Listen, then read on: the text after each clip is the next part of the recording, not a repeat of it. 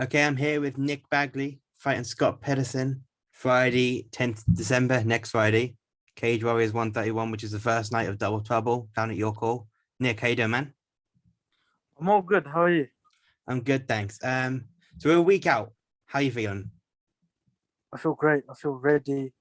I just want to get in there and perform in front of all my friends, in front of my family, and just put on a show and show people what I'm about. We just mentioned it at the top there, the fight's at your call. It's got to be good as a Londoner to try and fight at home, right? Yeah, for sure. It's nice and local. I can get a lot of my friends and family to come over and watch me live. So it's just going to be a very good atmosphere and very fun to be able to perform for the people I actually care about. So, like we said, Scott Peterson is the opponent. And how much do you know about him coming in? Uh, you know what? Like, not actually that much, except from the tape I've seen and the fact that I've actually grappled him at the grappling competition before. Came away with a submission win. Yeah. So pretty much, I've felt him before. I know what it feels like. Um, I already grappled him, so there's nothing. I've felt him out already. Of course, he might have improved here and there, but so have I. Just Is that in your mind as you're like getting ready for this fight, or do you just think, right, that's grappling, this is MMA, it's a different game? it is a different game, but at the same time, grappling is a big part of MMA. So it's I'm not too worried about what he's bringing to the table. It's more about me being my best self and showing up in my best form. Because if that happens, Scott is in trouble. So in your head, when you think about this matchup, how do you visualize it? Do you visualize the submission, like you said, you've had the experience with him grappling, or do you visualize maybe getting a knockout this time? Now it's allowed, obviously. I visualize a lot of things because I believe both things are very possible. I believe the knockout is possible in those small Cage Warriors yellow gloves, as well as that submission. It's already happened in the grappling comp. So yeah, why wouldn't it happen again? Do you know what I mean? So just give us a bit of background. Obviously, you moved from Ukraine to the UK when you were 14.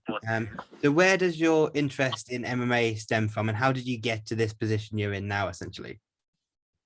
Right. Well, since I moved from Ukraine, my home where I was born, to England when I was 14 years old, um, I pretty much got into martial arts straight away because I had nothing else to do. I couldn't even speak English.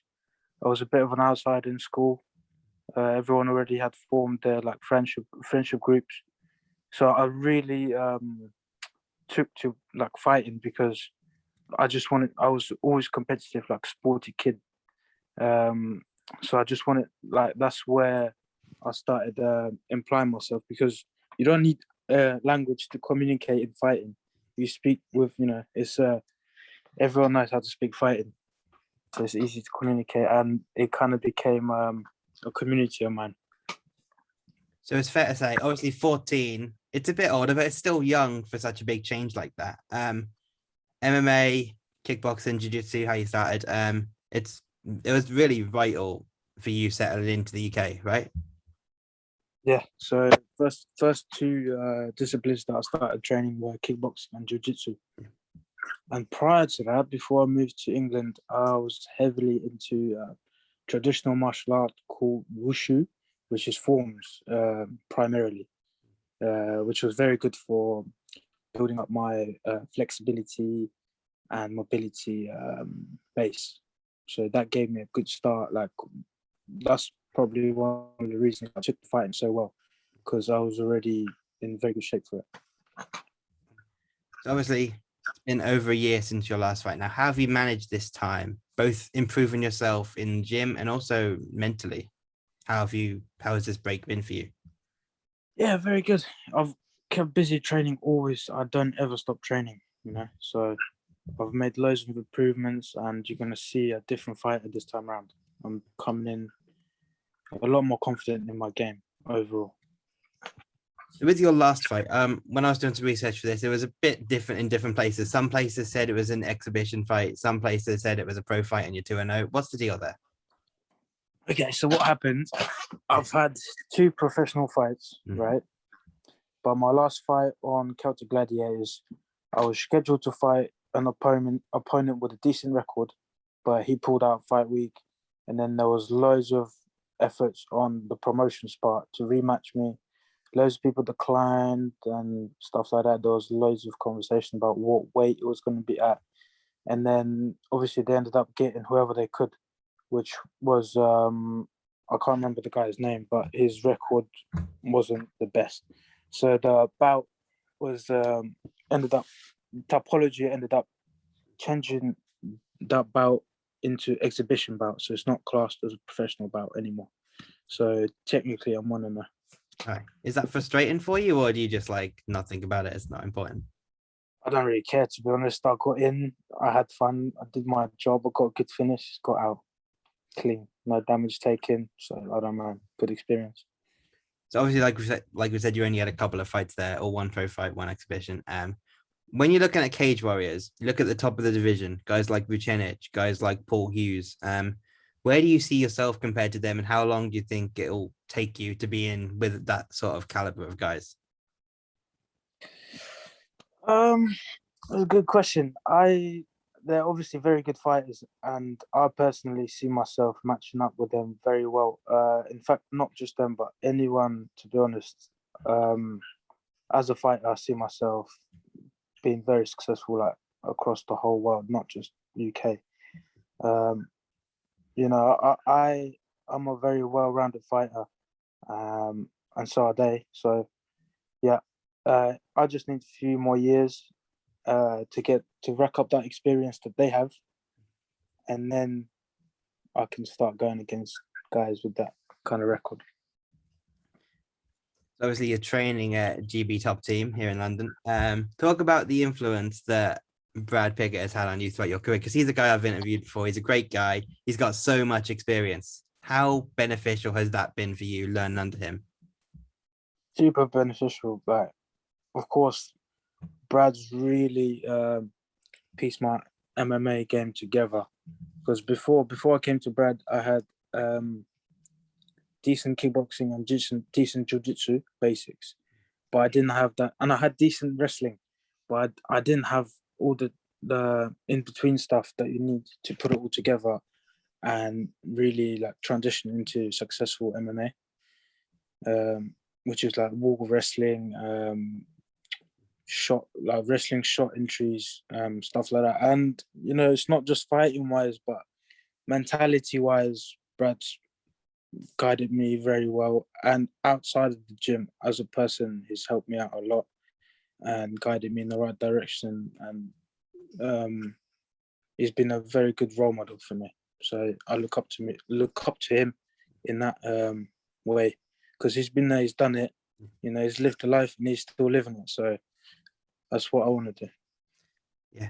And obviously having someone like Nathaniel Wood, it's got to be good as well in a different way, because having him around, that's a guy who's like there right now that you can look at.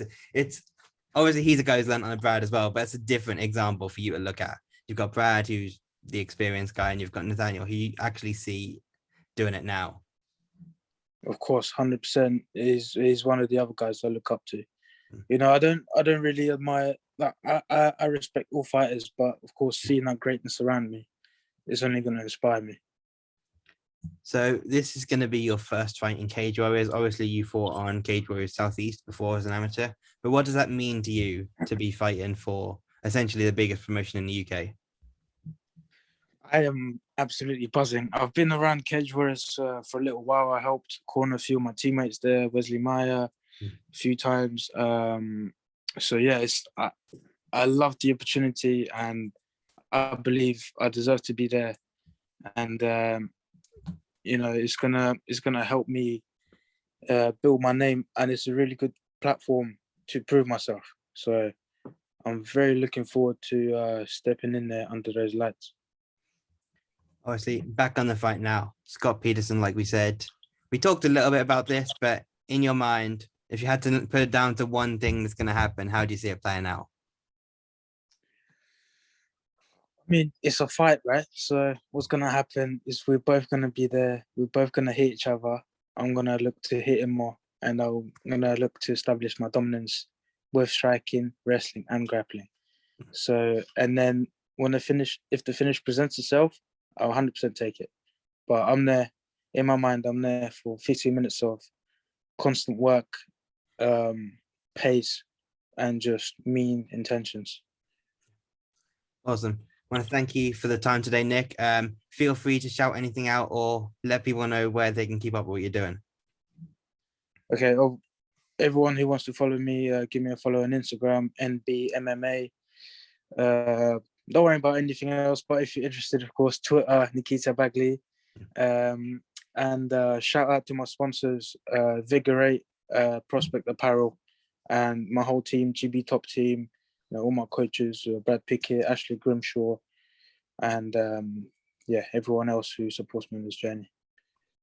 I want to thank you for the time today, Nik. The fight, as this interview comes out, it will be this Friday, December 10th. UFC Fight Pass. If you're in London, York, or get down there. Thanks for the time, man. Okay, thank you, man. Thanks.